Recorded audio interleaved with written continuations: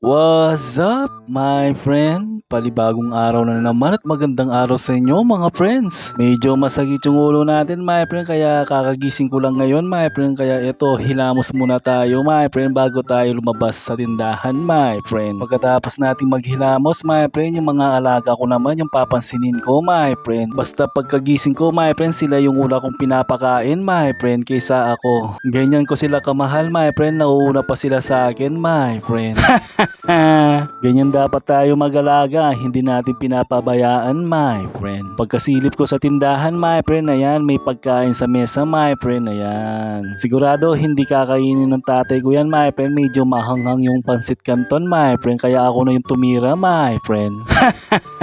Habang kumakain tayo, sinasabayan ko na din yung pagtitinda ko sa tindahan my friend. Mamaya pa talaga yung pagbabantay ko sa tindahan my friend, sigurado may bayad to my friend, overtime na.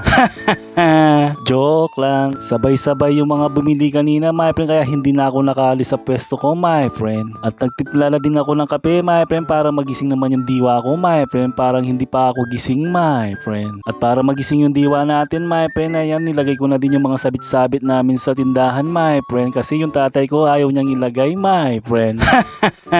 Hinihintay ako magising kasi sa akin nakatoka daw yan my friend. Basta pagkagising ko at nagsasara na yung tindahan my friend, sa akin pa din nakatoka yan my friend, ayaw niya kasing alisin.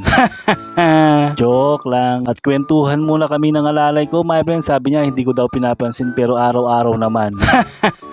Pagkatapos kong tumambay sa labas at magpagkwentuhan my friend, ayan, magluluto pala tayo ng garlic beef my friend. Kaya nanghiwa na ako ng bawang my friend, ayan. Hindi ko na tinatad yung bawang my friend para malasahan ko yung bawang niya my friend. Isang buong bawang yung hiniwa ko my friend para mas okay siya my friend. Tapos yung beef hiniwa ko din na maliliit my friend. Dapat pang samji sana yan my friend, kaso wala akong gulay my friend. Bago ko isa lang, sinangkapan ko muna my friend bago ko siya iprito my friend. Nilagyan ko ng pamintang durog, oyster sauce, toyo, patis at saka seasoning my friend. Parang nagmamarinate lang tayo my friend. Ikaw nang bahala paano mo sangkapin my friend, ako tinansya ko lang my friend. Naglagay muna ako sa kawali ng star margarine my friend, yung garlic flavor. Tapos yan, yung bawang my friend. Ipiprito natin yung mga bawang natin my friend para mag golden brown siya my friend. Parang ganyan lang my friend, ayan. Pag okay na yung bawang natin my friend, ililipat muna natin siya my friend. At pipiprito natin yung beef my friend, ayan. Mabilis lang naman maluto yan kasi pang samji yung binili ko na beef my friend. Malipis lang naman yan kaya madaling mailuto kagad my friend. Halu-haluin mo lang para maluto siya my friend. Pag okay na yung baka natin, nilalagyan natin ng all-purpose cream my friend.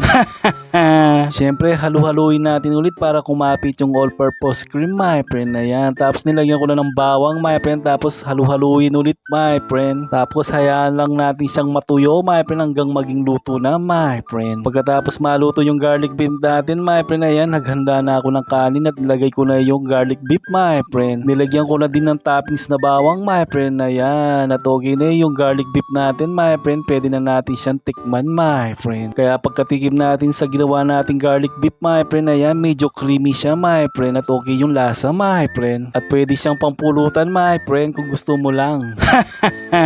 At syempre bago natin maubos to my friend, tinawagan ko na yung mga magulang ko para kumain na din my friend. Kaya sige na mga friends.